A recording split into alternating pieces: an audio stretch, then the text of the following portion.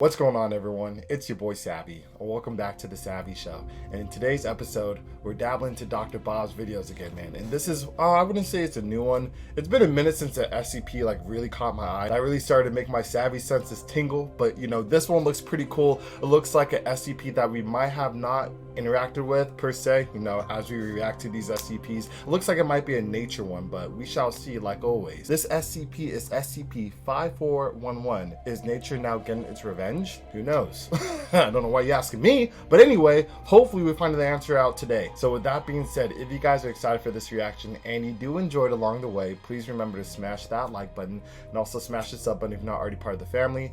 Keeps the channel growing, and it helps me push my videos to other like-minded individuals just like yourself that might enjoy these reactions. And yeah, with that out of the way, don't want to waste any more time. I'm eager to see what this is all about, so let's get this show started. Alrighty, SCP-5411. Is nature now getting its revenge? I hope it is. Quiet. Duck down, out of sight over there. Are you recording? Why aren't you recording? Oh god, a vlogger? The camera woman has no desire to shoulder her camera yet again. It has been like this all day. It's not getting paid enough. The three of them will walk 10 feet, then all of a sudden, the presenter will dive behind a bush and beckon for herself and their guard to do the same. Her patience for it is certainly starting to wear thin. Clearly nowhere near as thin as their security guards, however, as the man flexes his trigger finger against the side of the rifle. Security guards? I see one dude.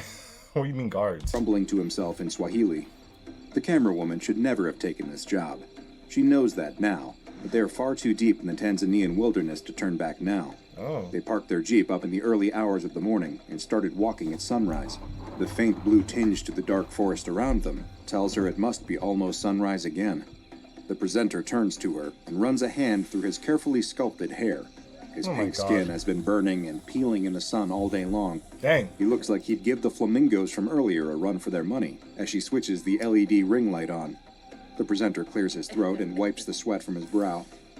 Rumor has it that the area we're entering into now is patrolled by highly sophisticated militarized drones. Myself and my crew are risking our lives here, but that's just what it takes when you decide to live as an extreme vegan. He insists. Yep.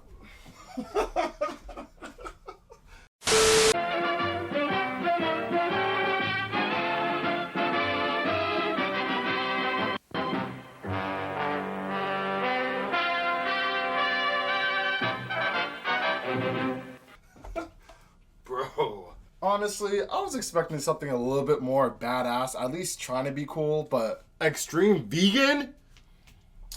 Oh my god, bro. Let's see where this guy's going with this one. Insists on recording several more takes. By the fifth attempt, the camera woman stops hitting record. Not worth filling up the memory with this waste of a shot. For real. Extreme vegan. What will they come up with next? That's what I'm saying. She had moved to Tanzania with dreams of working on documentaries with a capital D. Rich, beautiful shots of the world's most endangered animals basking by a watering hole or hunting to feed their starving cubs. Real footage. Not this reality show nonsense. And this is why you don't go to Craigslist for jobs. Or even OfferUp, because that's getting big too. The presenter had touched down the previous day, immediately started asking about where the nearest fast food chain was, then threw a tantrum because the Wi-Fi in the hotel lobby was too slow. Oh man. Bad as he was, he at least seemed mostly harmless. But their security guard... The camera woman glances over to him. The man seems more like a local thug with a gun than a trained professional. The studio must have been trying to save money hiring him. For what I was about to say, he's paying him on the low. Goodness knows they were cutting costs hiring her to do video and audio. Oh god. She should have smelled the rat and just said no. The light. It sweeps through the trees so quickly it almost catches the three of them. The camera woman hits the dirt just in time. The camera bumps awkwardly into her shoulder so hard she almost cries out. A mechanical whirring fills the night. The light sweeps this way and that as they all lie motionless on the ground. Then, just as abruptly as it appeared, the light swings away and the sound fades. Maybe those drones aren't as made up as they sounded. The presenter is clearly very shaken. His wide eyes dart around between the trees as they all get back to their feet. So much for being an extreme vegan. That's what I'm saying. The camera woman I still don't get the point of being an extreme vegan. Is he just doing these extreme nature shows just because he's a vegan and he's saying it's extreme? Or is there some vegan part to his actual show that he's presenting?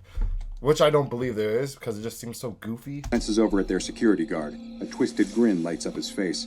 she notices a little pendant has slipped out of his shirt. The hell? A small white shard hanging from a handmade chain. Even in the dead of night, the camera woman has filmed enough elephants to recognize ivory when she sees it. The security guard, no, poacher, meets her What? gaze. Dang. His smile widens. He speaks Swahili in a low voice. We keep moving. Shouldering the rifle, the poacher marches onwards in the direction the drone had just been Why a is few he moments smiling ago. like that? The camera woman and presenter have no option but to follow. For a long time, the group walks in silence. It is the longest the presenter has gone without opening his mouth since his plane touched down. Now he's leading the Camera show? woman would be enjoying the peace and quiet if it hadn't been for the sickening unease that had settled over them. Had that drone been real? If it had, then what exactly were they walking into right now? Some kind of secret facility? GMO research? Labor camps? But it just looks like any other patch of forest in Tanzania. Only, it doesn't. Come to think of it, as they walk, the camera woman starts to notice little differences. At first, they're too subtle to put a finger on, just a different feel to the air or a strange sound. Is it the plants, perhaps? She's no botanist, so doesn't really know what she's looking at, but she's spent enough time out in the wild here to know a few plants. But now, she's spotting all kinds of strange new ones. A bush with huge red leaves here, a tree with long purple fruit there.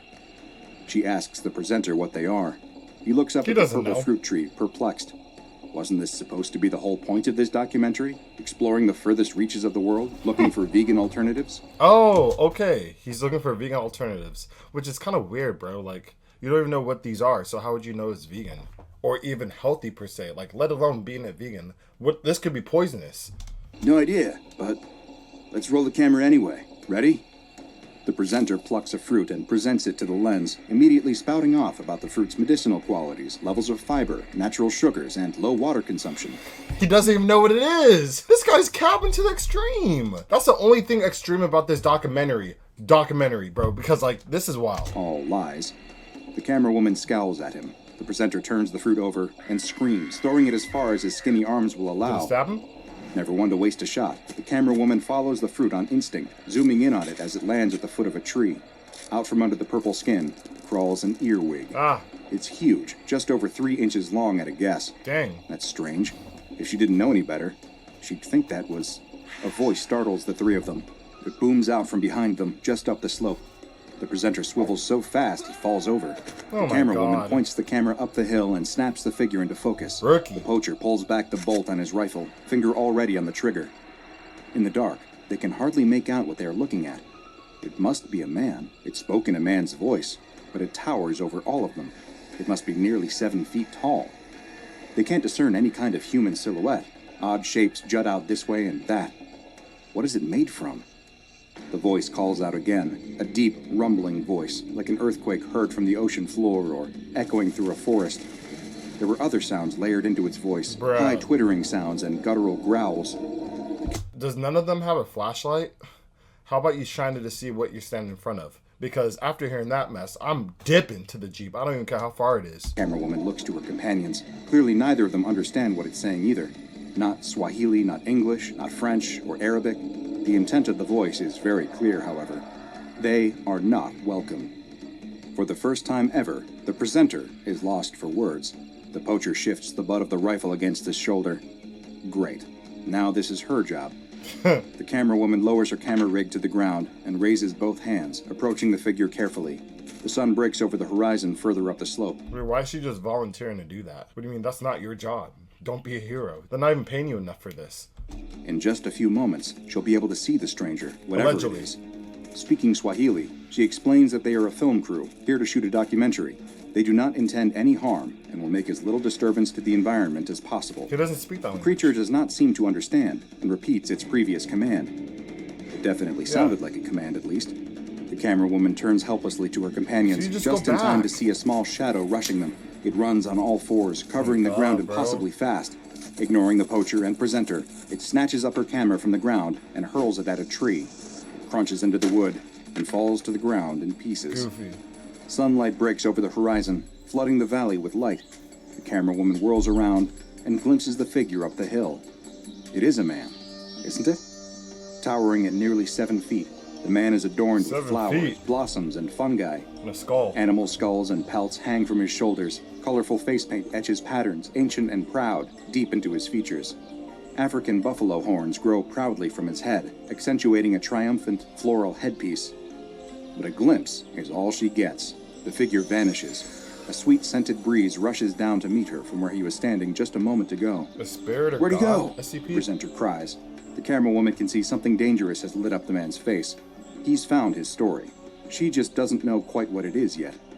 The poacher also has a wry smile on his face. Why is he smiling? He's looking at the discarded purple fruit from before. No, wait. He's looking at the earwig still crawling around it. She follows his gaze, and it confirms her suspicions from before. What? That's a St. Helena earwig, sure as the daylight streaming onto its scuttling legs. Declared extinct in 1967. What the heck? The presenter is already marching off, further down the valley. The poacher shoulders his rifle and follows. Why are they smiling like that? Am I missing something? Because I'm in the same boat this chick is in. I don't know what's going on. Glancing at the camera woman. She goes over to her broken camera and kneels down. No hope. She takes out the SD card from it and pockets it. What had that creature been that had thrown it at the tree? A monkey of some kind? The presenter calls out to her. Forget the camera, I've got a hidden one in my pocket. It'll look more authentic anyway. As they walk, they see more and more wildlife. In the early dawn, various animals are rising to their feet, stretching and wandering through the trees. At first, just small creatures, geckos, tortoises, insects. But soon they see gazelle, a family of oryx, even a hippo from a distance. But there is one thing each animal has in common. They were all declared extinct years ago, sometimes centuries ago. Whoa. The camera woman keeps her mouth shut. Just like the The earwig. last thing she wants is for the poacher to know that. Although judging from the spring in his step, he's already well on his way to figuring it out. So that's why he's getting happy, because all these animals are extinct. So he knows it's going to cost a pretty penny if he takes one back home. All of a sudden, the forest opens out. A watering hole the size of a lake fills their view. Animals of all sorts fly, swim, bathe, drink, and play in the morning air. Dang. Parakeets dance overhead. Rhinos lounge in the shallows. A dodo marches squarely past them on Dodo its way to birds. join its friends. This has to be some kind of dream, surely. The penny finally drops for the presenter. He turns to his companions, wide-eyed, ready to say something, when he freezes, staring at something behind them. A shadow falls over them SCP? all. The camera woman turns to see an elephant, white as the morning snow, with round pink eyes, Oh my God. old and wrinkled as time itself. It is hulkingly big, impossibly big. It dwarfs any bull elephant she's ever shot by several tons. The giant walks slowly, one plodding step at a time, right past them. So close she can almost reach out and touch it. Every part of her wants to. Only she knows better. You don't interfere with nature. The elephant passes them and disappears into the woods. She looks excitedly at her companions. The poacher has a glint in his eye. The presenter is hurrying off along the water's edge. Her eyes follow his movement. There, on the shore, kneels the towering man from before. Ah, He's beside a panting and straining ibex. the nature god. She's on her side, belly swollen, blood mixing with the lake's water. The camera woman draws closer, watching the man stroke the animal's side gently. He cups a painted hand behind the animal's rump and delivers a baby effortlessly. Oh, Another slides out a moment later. birth. He takes the tiny ibexes under each arm and walks them into the water, delicately washing them clean before returning them to their mother by the I shore. hope they're recording this. The presenter calls out to him, raising a hand in greeting. Sir, would you be interested in conducting a brief interview with me? It's for a network television documentary called Extreme Vegan. The figure stands and turns to them, wary. The two of them stand before him, separated by just a few feet, extinct animals chattering and cheeping all around them. In order to maintain such an eco-friendly lifestyle, you must be having a lot of plant-based alternatives in your diet. Oat milk, corn, avocado, what's your secret? Oh my god. As if on cue, a buffalo emerges from the water and approaches them. The man stoops, not taking an eye off the presenter, and reaches under the buffalo's body. Finding the teat, he squeezes milk into his cupped hand. He raises his hand to his mouth and drinks slowly, staring the presenter down. After a moment, he squeezes more milk into his hand and stretches it out towards them. He says a word in that same ancient voice, only this time, it is softer. Y'all better drink it. No way. Do you know how unethical it is to deprive that poor child of its natural milk? Oh my god. The presenter goes off on a rant. The man ignores him and offers the hand to the camera woman instead. Without thinking, she steps forward and stoops to his hand. She drinks the milk straight from his palm. It's warm and fatty, thick like cream, but totally delicious. She looks into the man's eyes. They are a dark brown, but in the morning light, Whoa. she catches flecks of gold, green, purple, and blue. What the heck? The man's voice is even softer as he speaks again. Alaaniwe. His name. That must be Alaaniwe? the man's name. She raises a hand to her chest, Okay. opening her mouth to introduce herself. Bang! The shot rips through the clearing. Animals screech and scatter, stampeding into the trees. What did he shoot, the Birds fill the buffalo? sky, alighting from every tree, so much so that they tangle with one another. Camerawoman's head whips around. The shot had come from the trees behind them. A roar, louder and more chilling than any animal could produce, swells from Alaaniwe. This time, he doesn't just vanish. It's like he's raptured. Vines and roots shoot up out of the dirt, wrapping around him, creeping into his mouth and eye sockets. Oh, God. They wrench him into the ground with such force, it sends ripples across the lake. A rumbling fills the earth. The presenter cowers by the water's edge. He's useless. So I'm assuming it was a bodyguard, pretty much, like, because he just disappeared. The camerawoman takes off into the trees, following the sound of the shot. It doesn't take her long to find it. The white elephant lies on its side, rivers of red cascading across its chest, following the ancient furrows of its wrinkled skin. The elephant. Its breathing stutters and rattles. The poacher stands before the dying animal. He turns to the camerawoman, How you gonna carry an that? unhinged grin lighting up his face. He opens his mouth to speak, but from out of his throat Yeah, you're bursts dead. a stem, blood spraying high into the air. Goofy ass. The camerawoman watches in abject horror as the plant grows up through the poacher. Roots ensnare his feet and ankles. The stem pierces his lower back and emerges from his throat. Offshoots stab their way out of his rib cage and temples. In a matter of seconds, it is finished. Pink flowers bloom at the tips. Oh my The poacher's God. corpse suspended like some kind of grotesque puppet. Without a sound, Alaaniwe emerges from the trees That's what he and gets. walks past the camerawoman, past the poacher's body, and kneels by the elephant. You gonna heal? He raises a hand to the creature's wound. The camerawoman waits with bated breath. He's going to heal it. She can feel it. That's Alaaniwe's final power. He can save the elephant, surely. But the blood keeps flowing. The elephant's breathing grows fainter until silence fills the clearing. So he can't heal? No birds chattering, no breeze to rustle the trees, Damn. no more death rattles. Silence. Then, the most heartbreaking sound the camerawoman has ever heard. Alaaniwe starts to sob. She is no longer welcome here. This is not her place. Without a word, the camerawoman gets to her feet and walks back up the hill and out of the valley. Make sure it doesn't kill As you. she walks, she hears footsteps approaching her. The presenter is there, arms laden with fruit and berries. Put him He back. grins at her, explaining how he's going to take these home and plant them up. Yeah, Start to a survive. smoothie chain called Alaaniwe's. If the first store goes well, they can franchise it. Keep He's gonna name the store after the SCP. Yo, this guy has no moral compass, bruh. Like, what are you doing? Didn't you just see what happened to the security guard? keeping the local feel, but expanding to a root stabs through his throat, interrupting him. A second stabs through Oh his my chest, shattering the God. hidden camera. So much for that smoothie chain. The camera woman doesn't look I'm gonna call Alaaniwe's. Stupid ass. back. She walks through the day and the following night. Oh my She finds a goodness. road and stops. There's something in her pocket still. She takes out the SD card and looks at it. With a sad little smile, she takes the card between her fingers and snaps it clean in two. The man that you have just No encountered proof? deep in the Tanzanian wilderness may not be a man at all. Definitely Little not. is known about the genetic makeup of SCP-5411, otherwise known as Alaaniwe. Gotta be Keter. He appears to be a male, comprised of a combination of human, animal, and botanical components. The plants and pelts that the camerawoman observed him wearing are likely not items of clothing at all, but rather are naturally growing parts of Alaaniwe's anatomy, giving Oh. him the appearance of a witch doctor. None of the documented attempts to communicate with Alaaniwe have proved fruitful. While he does speak, his language is currently unidentified. He seems to have no understanding of English, Swahili, or Arabic, and is uninterested in learning them. Alaaniwe roams freely within a 35 square kilometer area of the southern Tanzanian savanna. This site has been designated SCP-5411-0, and an exclusion zone has been set up around it. Barbed wire fences and automated drones patrol the perimeter. A sacrificial goat is kept on site at all times, ready to be sacrificed as part of a binding ritual to keep SCP-5411 contained.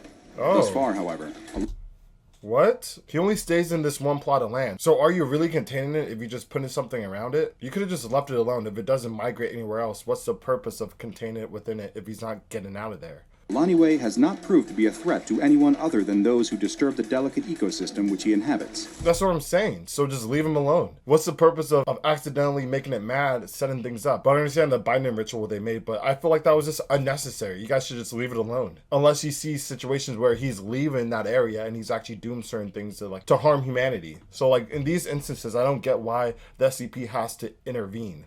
It's not harming anyone, literally. His land, SCP-5411-0. The only thing I could guess for them to make the fence to contain it is for people to stay out of the area so they won't, end up being victims of the SCP. That's the only benefit. I'm looking at both sides here, so that's possibly why they did it, but still though. Is home to a number of critically endangered or near extinct species of African animals, many of whom are from different countries in the continent. Black rhinoceros, western gorilla, African penguins, and a so-called albino ghost elephant that is central to local folklore. It's dead now. It is unclear how these animals came to live in this area, but there is an evident connection between Alaaniwe's care of nature and their continued survival. Alaaniwe has been witnessed delivering newborn animals of a number of species, tending to injured animals, and even regrowing grasslands to feed and house various creatures. Wow. Alaaniwe is known to possess the powers of teleportation, intangibility, zoolingualism, florikinesis, and psychokinesis. When left alone, Alaaniwe uses these abilities to tend to his local ecosystem.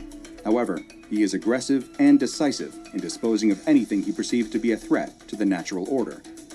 He is known to manifest and control small humanoid creatures, roughly 1 meter tall, that are made up of foliage, wood, mud, and rocks. Oh, that's what it was. These creatures, designated SCP-5411-1, exhibit basic predatory behavior, carrying out the bidding of SCP-5411, such as destroying our camerawoman's equipment. Capable of running at speeds of up to 75 kilometers an hour, the 58 known instances of SCP-5411-1 are to be treated as hostile as soon as they leave the SCP-5411-0 exclusion zone. However, a status quo seems to have settled between SCP researchers and SCP-5411. Alaaniwe seems content within his ecosystem, and the conservation work he carries out within this area is proving invaluable to those researching climate change and habitat welfare. Much like the animals in nature documentaries, it is best that we choose not to interfere and let nature run its course. As I said, don't intervene, and everything will be good. Now go and watch another entry from the files of Dr. Bob, like SCP-867, Blood Spruce, for another nightmare-inducing plant-based anomaly. And make sure you subscribe and turn on notifications so you don't miss a single anomaly as we delve further and further into the SCP Foundation's classified archives. So Dr. Bob's dead again in another reaction. Anyway, that was pretty cool. We already saw the SCP-867. That one was pretty cool. But this one is pretty much like a pseudo-god, to be honest. It's obviously not cuter because they contained it because of the binding ritual. So it's most likely safe. It's not harming anyone. If it really did, then it will probably be a cuter. I don't think there's any way they could actually contain it with what he has in his arsenal or in his bag, So this was pretty dope to see. Definitely different from all the other SCPs that we reacted to so far. Compared to like all the god ones, this one's more so about nature. And I wonder, can he go to different plots of land? Like, can he teleport out of the area that he's in right now and just go like across the world, across the state, wherever he's located in right now? I would want to know if he could do that. Or does he only have control in that area or that plot of land? That'd be pretty dope, because I would be curious if he could move to other places. Would species that are extinct like just come out of nowhere because that SCP's inhabiting that plot of land? Keeps you guessing. But with that being said, I hope you guys all enjoyed the reaction. If you guys did, please smash that like button and smash the sub button and hit that bell so you do not miss an upload. Let's try to get at least 120 likes on this one, guys, before the next reaction. Let's get it popping, guys. So with that all out the way, unfortunately, that concludes today's episode. However, I'll catch you guys on the next one.